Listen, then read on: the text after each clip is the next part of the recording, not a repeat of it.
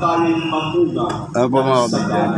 Nagpunta na po ang misa. Mga kabida, magandang umaga po at ito po araw ng linggo. Happy Sunday po to everybody. Lahat po sa atin. Inaamon po sa makapangyarihang Diyos at sa inyo napakita ko sa inyo dyan po sa isip, sa salita, at sa gawa at sa aking pagkukulang.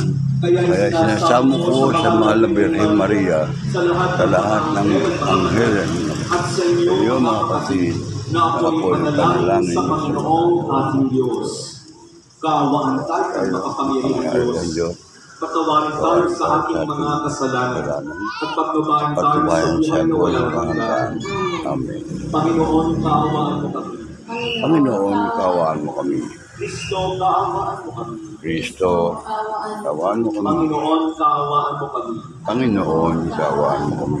Papuri sa Diyos sa kaligtasan.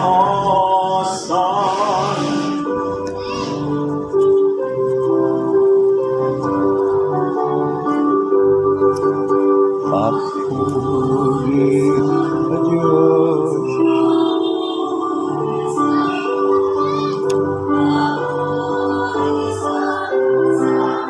Anak mong si Kristo, makamta ng kalayaan at pamana sa piling ko. Sa pamamagitan niya, kasama ng Espiritu Santo, magpasawalang hanggan.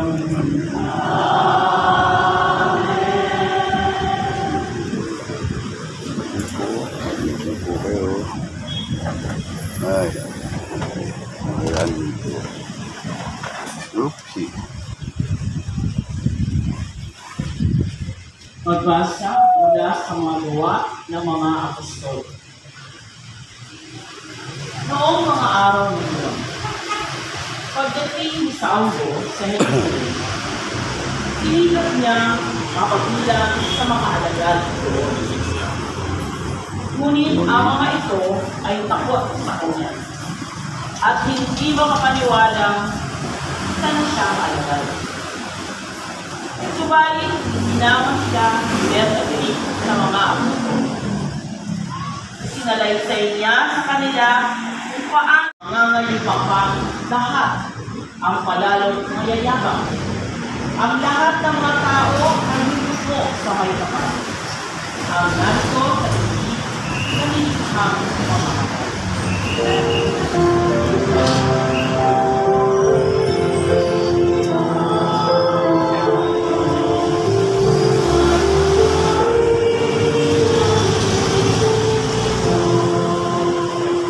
Maging langit susunod pa ay sasambat maglilingkod at mayroong mga ngaral sa kanila tungkol sa Diyos.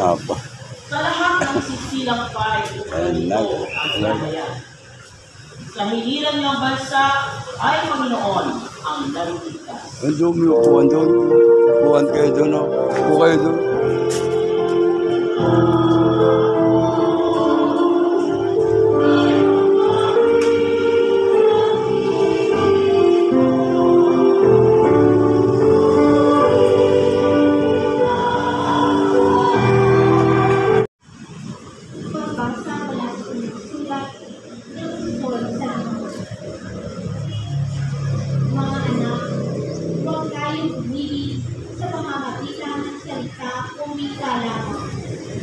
Ipakita natin ang tunay na pag-ibig sa pamamagitan ng gawa.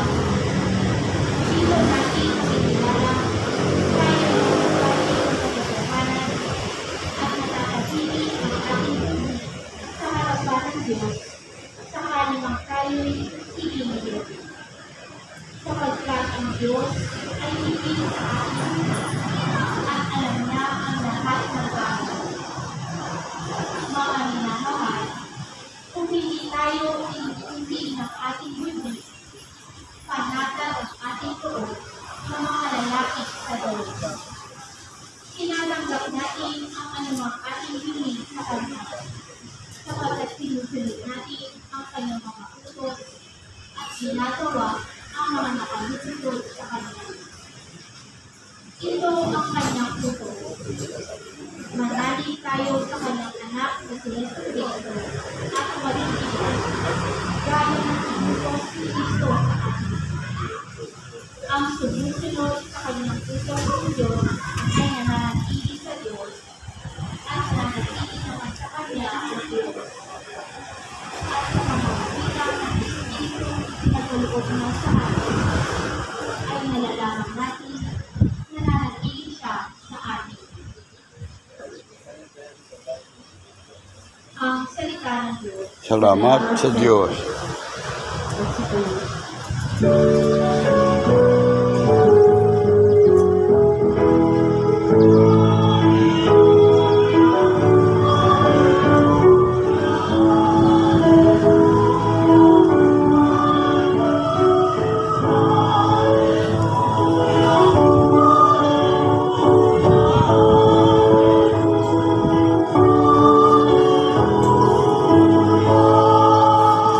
Bago pang lahat, sa poon ay mananili siya'y sa ating natin.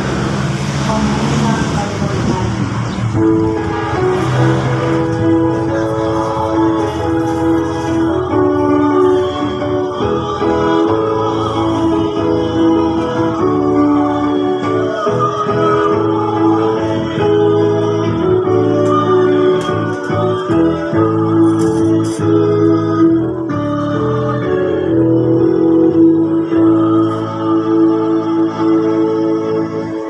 Sumainyo ang Panginoon. At sumayin. Ang mabuting balita ng Panginoon ayon kay San Juan. Papuri sa iyo, Panginoon.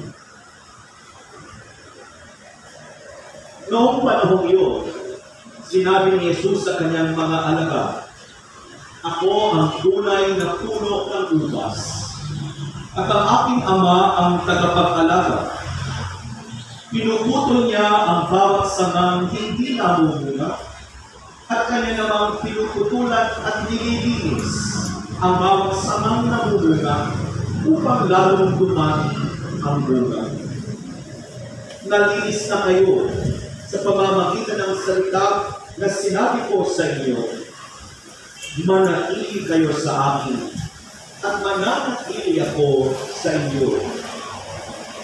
Hindi makapamumunga ang sangang hindi nananatiling nakakabit sa puno.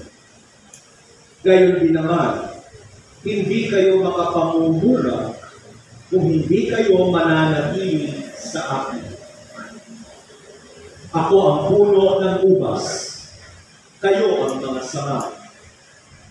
Ang nananatili sa akin at ako sa kanya, ang siyang namumunga ng sagana.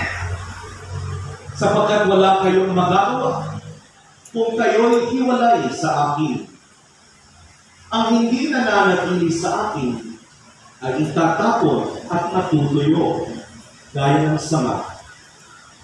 At gayong ang gayong mga sanga ay titipunin at susunugin.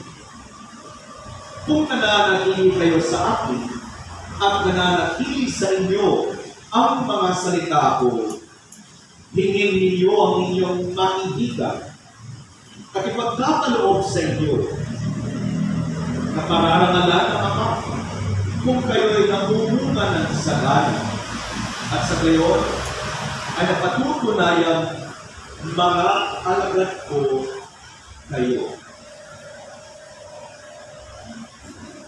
Ang mabuting balita ng Panginoon. Pinupuli ka ng Panginoong Hesus Kristo.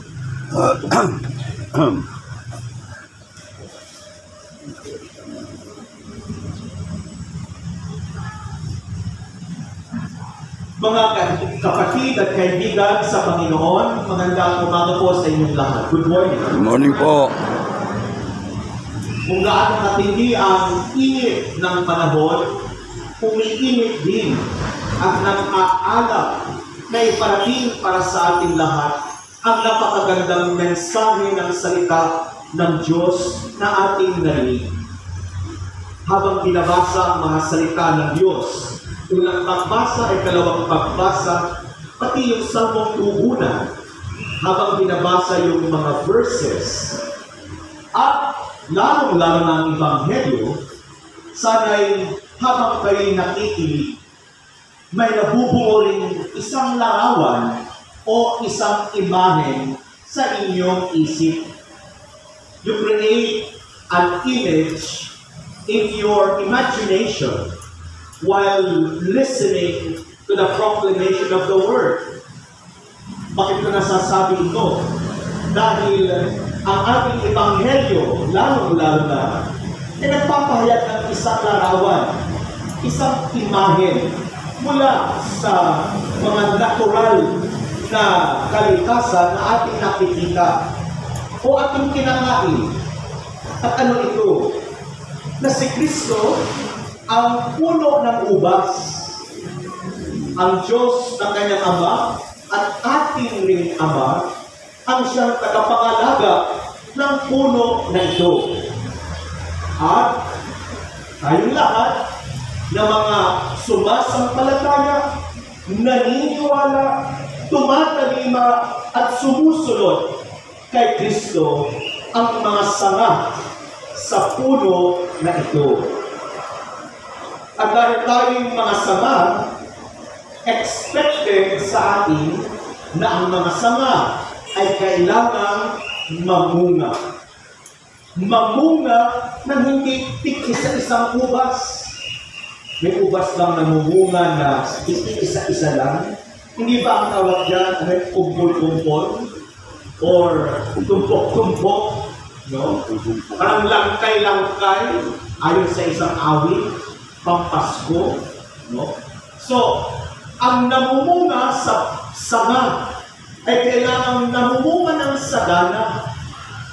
Yan ang imahe na inilalarawan sa ating lahat. It's a beautiful image.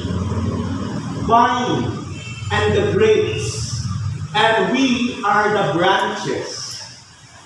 Ano ba ang ibig iparating dito sa atin ng mga salita na ito? Na ibig ng Diyos na ang kanyang pagkikitungo, lalo-lalo na ang bunga ng kanyang pagliligtas. Ang bunga ng pagliligtas ni Jesus ay talagang tumatak at magkaroon ng talagang bunga sa ating buhay. Ano ang kanyang pagliligtas? Na sana tayo ay manatili kay Jesus at si Jesus manatili sa atin. Yun lamang ang pinakabuod ng kwento, ang pinakabuod ng mga salita na ating narinig. Bakit sinasabi ang Diyos na Ama bilang tagapangalaga ng puno ng ubas ang siyang naglilinis, siyang pumuputol ng mga sanga. Nang sa ganoon, ang mga sanga na hindi namumunga sa puno ay inaalis, tinatanggal, tinatapon. At yung mga namumunga na sanga ay nililinis, pruning ang tawag doon sa Ingles. Nang sa ganoon, mas lalo pa silang mamunga. Ano ang paraan? Ano ang paraan ng paglilinis? Ano ang paraan ng pagpuputol, ika nga, upang lalo pang mamunga ang mga sanga? Tingnan natin yung ginawa at paalala ni Apostol San Juan sa ikalawang pagbasa. Ang mga salita ni Kristo, sana ay magkaroon daw ng bunga sa ating puso at buhay. Huwag lamang tayong manatiling buhay, o di kaya umiibig hanggang pangako o salita. Sabi ni Apostol San Juan sa ikalawang pagbasa, umibig kayo hindi lamang sa salita, umibig kayo sa gawa. Hindi lamang kayo umiibig sa mga pangako, umibig kayo sa gawa. Ano ba ang pinaka-gawain? Yung talagang the work of every Christian. What is your work? What is your mission? Ang ating misyon bilang mga binyagan, bilang Kristiyano, ay ang umibig. Hindi ba't lagi natin sinasabi, lagi natin ipinapahayag, si Kristo ang pag-ibig. God is love. At si Kristo na anak ng Diyos ang nagpahayag ng konkretong paraan ng pag-ibig na ito. Jesus is love. Kaya tayong sumusunod, tumatalima, naniniwala kay Kristo ay hindi lamang umiibig. Our work, our mission, our role, primary role, basic role, is to love. At hindi lamang tayo umiibig hanggang salita o hanggang mga pangako. Sabi nga ni Apostol San Juan, ang inyong pag-ibig ay kailangang makitaan ng gawa. Amen? Makikitaan ng gawa. Kaya, balik tayo doon sa larawan ng puno at ng ubas at ng sanga.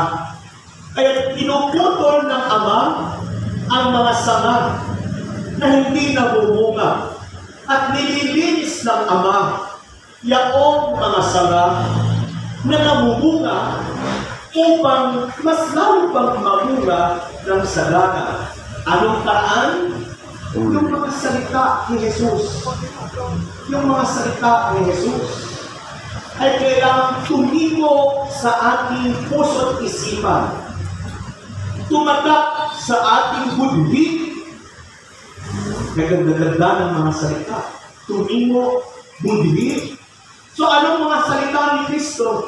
Yung kanyang mga pangangaral, yung kanyang mga sinasabi, yung ating mga sinasampalataya, utos ng Diyos, higit sa lahat. The commandments of God, tinutupad natin. The commandments of God are also the Word of God. Kapag ating itong sinunod, o tumalima tayo sa utos ng Diyos, ay parang tayong mga sanga na namumunga, na nakaugat sa puno ni Jesus. Maliwanag? Amen? Amen. At ano ba ang paraan? Yung pagputol at paglilinis ng mahal nating Ama sa mga sanga. Dumadaan din yan sa mga hirap, sa mga pasakit, sa mga pagsubok. Ganoon din si Pablo Apostol. Sa unang pagbasa narinig natin na takot ang mga alagad, takot ang mga apostol, yung mga original 11 or 12 apostles. Presuming na ang 12 apostles na doon ay napalitan na si Judas Iscariote. Sino ang pumalit kay Judas Iscariote? Sino? Si Matias. Si Matayas. Alam niyo ba yun? Ganun na laman. Noon, kailangan nyo malaman nyo. Kasi baka tanungin kayo, sino ang pumalit kay Judas Iscariote? Dalawa ang Judas. Judas Tadeo. Sa mga apostol, Iscariote at si Tadeo. O yun. Diba? Si Iscariote yung nagtulog si Kristo at nagpaamatay siya kalaunan. Ang pumalit kay Judas Iscariote ay si San Matias. Saint Matayas. So nang si Pablo Apostol, na dati-dati ang lumang pangalan ni Pablo ay sino? Si Saul, hindi si Pablo. Si Saul ang lumang pangalan ni Pablo. Dati siyang taga-usig, pinapatay ang mga unang Kristiyano. Ano namang himala ang nangyari na siya ay kinonvert. Siya ay binago ng Diyos. At alam mo, naging alagad. Naging apostol. At nang ikinakilala siya ni Bernabe sa kalipunan o pagtitipon ng mga apostol, natakot ang mga apostol. Kilala nila ang taong ito. Abay siya Mamamatay. mamamatay tao. Mamamatay. Bakit siya ngayon ay bahagi na? Bakit ngayon siya ay naging Kristiyano na? Kaya isinalaysay daw ni Bernabe ayon sa unang pagbasa yung ano ang nangyari kay Saul / Pablo. Kung ang punto dito ng kwento, kung nais nating mapagilan, kung gusto nating manatili sa grasya ng Diyos, sa presensya ni Kristo, dadaan tayo sa pagsubok. Dadaan tayo sa mga iba't ibang hamon. Mabibigat na hamon. We will go through many tests. Just like Paul, who went through different, hurting, challenging tests in order to prove himself that truly he is a disciple, an apostle of Jesus. Ito ang isang uri ng pagdidisiplina. Kaya ang unang-una ang mga apostol, nagdududa, totoo bang sincere itong Pablo ito? Sa kanyang hangarin na mapabilang bilang alagad? Totoo bang siya talaga ay naging alagad na? Lagi siyang mamamatay tao. Ngayon, tagasunod na ni Kristo. What does that mean? Ang Diyos ay laging nagbigay ng pag-asa. Laging may pagkakataon. God is the God of many chances. Hindi ba? Ilang beses tayo nakasala. Ilang beses tayo nagkakamali. Bakit tinutuloy pa rin tayong kabahagi at minamahal ng Diyos? Even the hardest of the apostles, even the hardest of sinners, can become disciples, followers of the Lord. Kahit ang mga makasalanan, ano mang sila'y hitik na sa pagkakasala, ay nabibigyan pa rin ng pagkakataon upang magbago. Yan ang tinatawag na ang Diyos ang tagapangalaga. Ang Diyos ang kumakalinga. At ang lahat may pagkakataon. Ang lahat ay inalalayan ng pag-asa.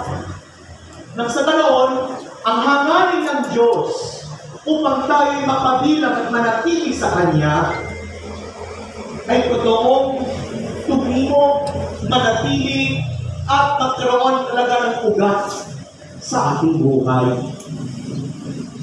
Kaya kahit sa mga verses ng ibang ng Salmong Tugunan, narinig natin doon ang Diyos na siyang Ama, ang tagapagbigay ng pagkain. Pinupusok ang mga nagugutom. Ang mga nalalayo ay tinatawag at kinaakay. Diyos ang gumagawa noon. Kaya kanahatin doon, sa iyo poon kami nagpupuri, sa iyo poon kami nagpapasalamat, habang kami ay iyong tinitipon. Katulad ngayon, tayo ay nagtitipon. Iniinda ang init, gaano ng katindi ang init ng panahon, walang anuman sa atin. Dahil ang mahalaga sa atin ngayon, umiinit ang ating mga puso. Hindi tayo mga patay, mga bangkay na malamig na, kundi tayo ay umiinit, umaalap sa pag-ibig ng Diyos. Dahil ikaw, sanga na nakaugat at nakaugnay doon sa puno upang ang expected sa iyo, mamunga ka ng sagana. Si Jesus sumasa atin. Nananatili siya sa atin. Sana bilang mga sanga sa puno ni Jesus, mamunga tayo ng sagana sa paraan ng pagsunod sa mga salita, utos at gawa ni Jesus, upang ito ang ating mga paraan upang tayo sumunod at tumalima at mamunga sa Kanya. God bless you all. God bless you, dear Father.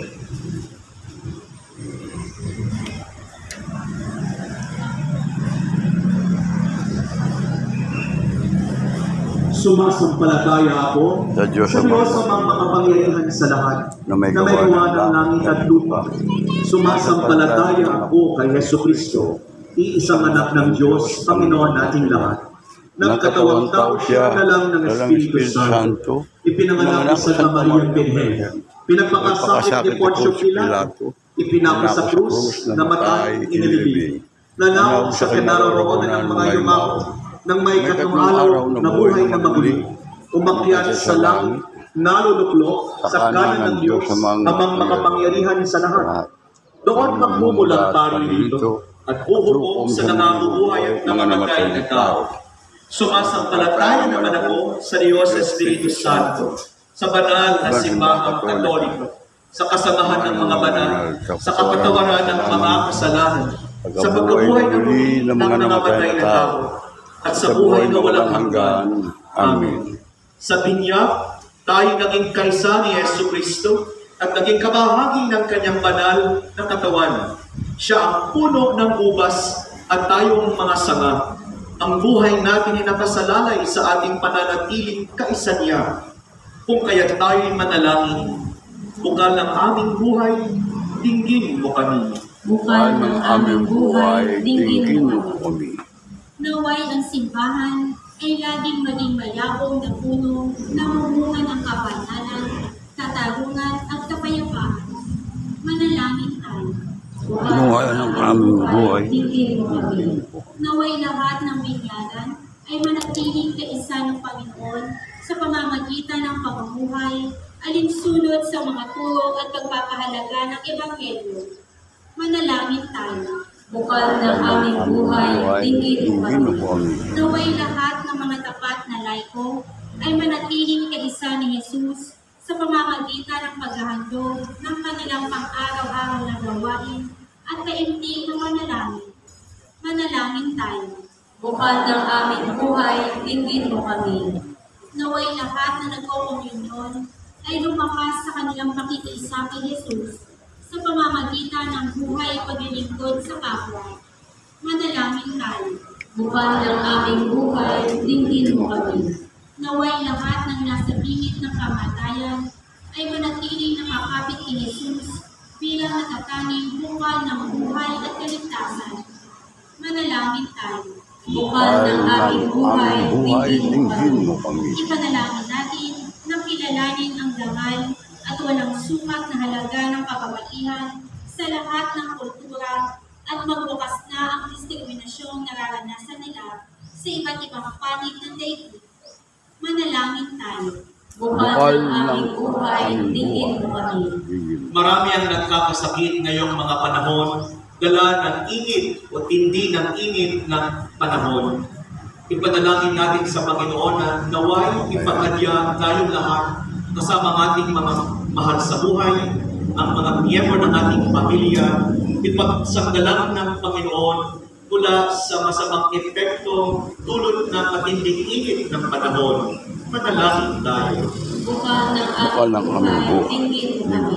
Panginoong Jesus, punsod ng aming pananalig, sa tulong ng iyong biyaya, muli kaming matibay na nangangakong kakaligdan ang anumang naglalayo sa amin sa iyo at sa aming kapwa. Panatilihin mo kaming kaisa mo tulad ng iyong pakikisa sa amin at sa Espiritu Santo magpakailanman. Amen.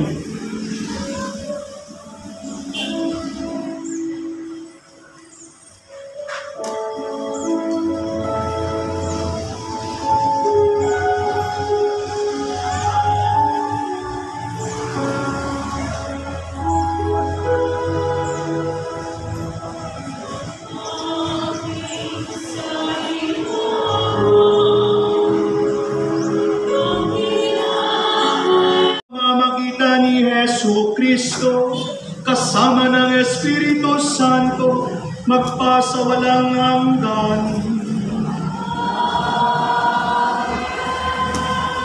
Sumainyo ang Panginoon. At sumainyo rin. Itaas sa Diyos ang inyong puso at diwa. Tinaasan namin sa Panginoon. Pasalamatan natin ang Panginoong ating Diyos. Marapat na siya ay pasalamatan. Ama naming makapangyarihan, tunay ngang marapat na ikaw ay aming pasalamatan. Ngayong ipinagdiriwang ang paghahain ng Mesiyas, ang maamong tupa na tumubos sa aming lahat. Ang katawan ng anak mong sa krus na bayubay ay handog ng pag-ibig na walang kapantay. Ito ang paghahain ganap mong kinalugdan. Ito ang nilunggati ng dating pag-aalay. Ang buong sarili ng anak mong si Jesus ay inihain sa iyo upang kami matubos. Siya ang dambana at paring naghahandog. Siya pa rin ang tupa na handog na ipinukod. Kaya kaisa ng mga anghel na nagsisiawit ng papuri sa iyo nang walang humpay sa kalangitan, kami nagbubuni sa iyong kadakila. Ngunit sa isang salita mo lamang ay gagaling na ako. Isip siya sa gawas ng araw. Ito ang pinis.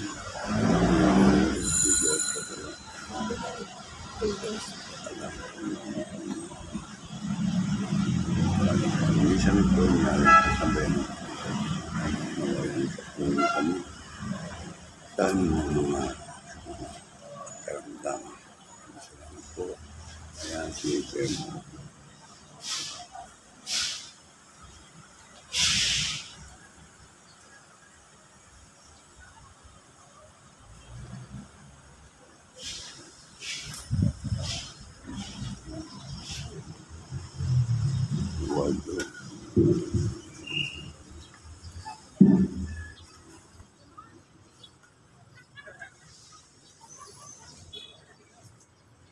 Yan lang naman sa kami po ay naman.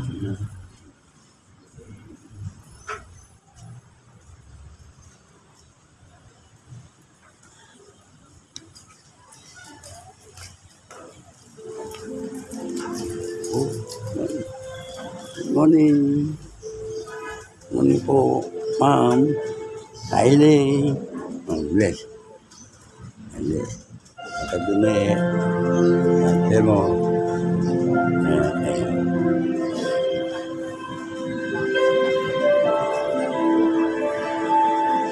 Tayo.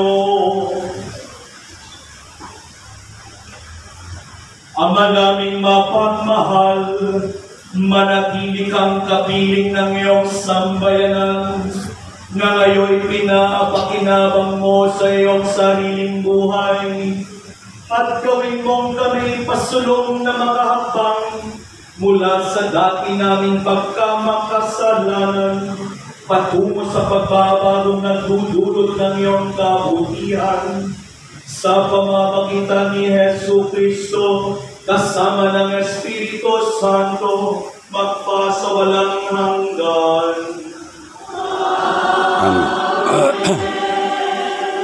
Magsiupo muna po para sa mga paalaala. Una po, ang ating parokya ay magkakaroon ng sama-samang kasalan sa simbahan ngayong mga susunod na buwan. Sa mga nagnanais po at gustong magpakasal, maaari po kayong pumunta sa tanggapan ng ating parokya. Magkakaroon po tayo ng orientation ngayong May 4, 2024, Sabado, sa ganap na 10 ng umaga. Ikalawa, sa darating na 3 ng Mayo ay unang Biyernes ng buwan. Tayo ay magkakaroon ng Eucharistic Adoration pagkatapos ng misa sa ika-6 ng gabi. Ikatlo, Santa Cruzan 2024. Ang pagbabasbas ng mga krus na gagamitin sa Santa Cruzan ay gagawin sa darating na Biyernes, 3 ng Mayo, sa ganap na ika-6 ng umaga at ika-6 ng gabing misa. Ika-4, patuloy ang ating pagbibigay pugay sa mga nabirme ng Mesisese. Inaanyayahan po ang lahat na makiisa sa gagawing First Saturday Dawn Procession sa darating na Sabado, ika-4 ng Mayo. Magsisimula ang prosesyon sa ganap na ika-5 at 15 ng umaga na susundan ng pagdarasal ng nobena. Pagkatapos ng nobena ay banal na misa sa ganap na ika-6 ng umaga. Ika-5, ang ating dambana sa pangunguna ng Shrine Ministry ay magsasagawa ng Dalaw Ben Suceso. Ang Vicaria o official replica and children's image ng mahal na Birhen ng Ben Suceso mula dito sa kanyang Pantayosisang Dambana ay bibisita sa bawat kapilya at komunidad na nasasakupan ng ating parokya at dambana. Ito ay magsisimula sa darating na linggo, ika-5 ng Mayo. Unang bibisitahin ni Nana Siso ay ang kapilya at komunidad ng Santa Monica sa ganap na ika-7 at kalahati ng umaga na susundan ng banal na misa sa ganap na ika-8 ng umaga. Mananatili si Nana Siso sa komunidad ng Santa Monica hanggang ika-11 ng Mayo sa ganap na ika-3 ng hapon. Para sa iba pang detalye patungkol sa Dalaw Ben Suceso, manatiling nakaantabay sa official Facebook page ng ating dambana, Diocesan Shrine of Nuestra Señora del Ben Suceso. Ika-6, ang ating pamahalang lungsod ng Parañaque sa pamumuno ng Public Employment Service Office o PESO ay magsasagawa ng Mega Job Fair ngayong darating na Mayo 1, araw ng Miyerkules. Ito ay gaganapin sa Parañaque City Social Hall and Sports Complex sa San Antonio, Baliwan, mula ika-8 ng umaga hanggang ika-4 ng hapon. Mangyaring magdala ng 5 o mas marami pang kopya ng inyong biodata o resume. Maraming salamat po. Magsitayin na po ang lahat. Ayan po, at tapos na po ang misa. Karedi, sorry, Karedi. At Pogi, ayan sila, at tapos na po ang misa. Magdadasal naman sila ngayon sa kaluluwa. Ito po. Yung kay Kahadulyaw, si pala na, nagdasal dito. Ang pangasawa ni Ellen. Amerikano ba? German yun. Ah, German. Oh, hindi ko na, hindi kakasin. Sila ba anak ni Ellen? Dalawa lang. Wala na. Dalawang lalaki. Bahala siya. Ay, magkano ba ang palitan? Hindi ko alam. Hindi ko na andun. Malaki ba yung isa sa Amerika? Baka. O hindi. Mas malaki. British. Pero wala eh. Wala naman yan. British yun, di ba? British. Baka British. Sorry. Siya nagmumuno dito. Yung kikadulyak ako na magdadas tapos na. Tapos na. Oo, napisam na, no? Kikadulyak. Aha.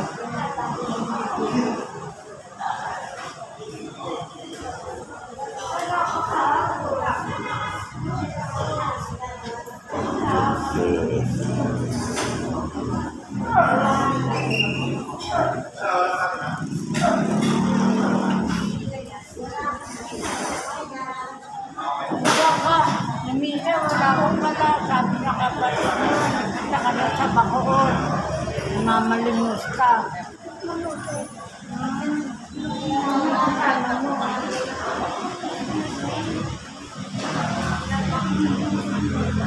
Saan? Saan naman? Sa Batanga ay sa...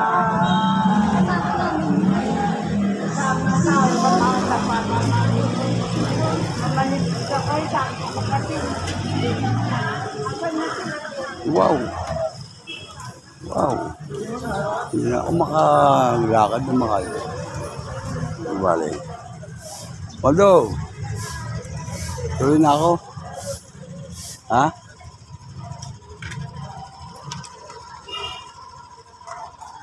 Ano, sila. Ayaw mo. Yun o. Saan ka na, we? Ito po sa tramo. Saan sa tramo? Tramo 1, 2? Tramo 1. Ah, sa 1. O, di kila... Sa may Tata ay sa San Antonio de Padua. Kila... Kapit doon. Ah, doon sa kabila ron? Kila Sonia. Opo. Kila Sonia dati, matay na si Patricia. Magaling ka tumugtog ah. Boy-boy ng base eh. Ano lang po yan, bigay po ni Lord. Tama. Kaya nga meron akong gusto sa'yo paano pa rin yung tatata dun eh. Kapakapain mo lang. Yung sa tada dun eh. Kahit minsan sa umaga o ano, yung tugtog nyo. Tararararara. Padala niyo po. Ano niyo po? Tararara. Tararariroro. Yun ang pakasakaya. Meron na pala. Ako gumawa noon, kaso lang walang areglo tumutugtugan niya, gitara lang. Eh gusto ko mangyari, sana, ayan namin. Ano pangalan mo? Ricky po. Ayan po si Ricky, oh. Ayan. Siya po ay ating kaibigan dito, siya po ay pianista. Marunong ka gumawa niya, ang piano na yan. Pagano. Magano po? Repair. Hindi po tayo marunong. Hindi rin marunong. Iba po ang Kasi yung utol ko, pianista yun naman tayo. Sa Macau. Sana maano mo yung mga gawa ko. Isang beses po. Marami tayo mapag-ano, be-blessing tayo ng tatadun eh. Kasi yun pa, matagal niya nang pinagawa sa akin yun. Kinakanta ko dati yun dyan. Kahit na mag-jamming lang tayo sa babae mo, pumuntahan kita. O kaya dito sa amin, doon lang ako sa kanto. Ayun, kanto na yun na Dyan lang po kayo. munting tindahan. O kaya dito tayo. Pag may time po, May time. Kaya tatrabaho. Ha? Kaya tatrabaho. Wala po, ano lang po. Tara tayo, ilang taong ko na ba? 50 na po ako. Ako 68. 68 na ako. Dito lang po ako sa karsada, nabiyahe po ako ng padyak dyan sa trabaho. Oo, ganun ba? Sila Boltilapia nung araw dyan. Oo, sila Boltilapia. Dani Bulag. Dani Bulag, sila. Si Bonano. Nano. Mga, hindi basta-basta kilala ko rin. Lahat ng ano, kilala nyo. Oo ba, libot ko, banggaan nung araw. Bata ka Oo, pa. yun, sa mga. Ako yun nasa Heredero nung araw. Kayo po? Oo, tsaka sa Analicia. Oo. Ako Nilo Jeff. Nilo Jeff, Kabida Channel yan, mapapanood mo sarili mo. Ayaw po. Sa Kabida Channel, ha? Every Sunday yan, kinukunan ko yan para na nationwide to eh, kita kayo eh. Ang ina, kinunan ko kayo, tayo mag-duty. Kaya natin yung magkukuha tayo. Nasa YouTube channel po. Oo, meron yan. Oh.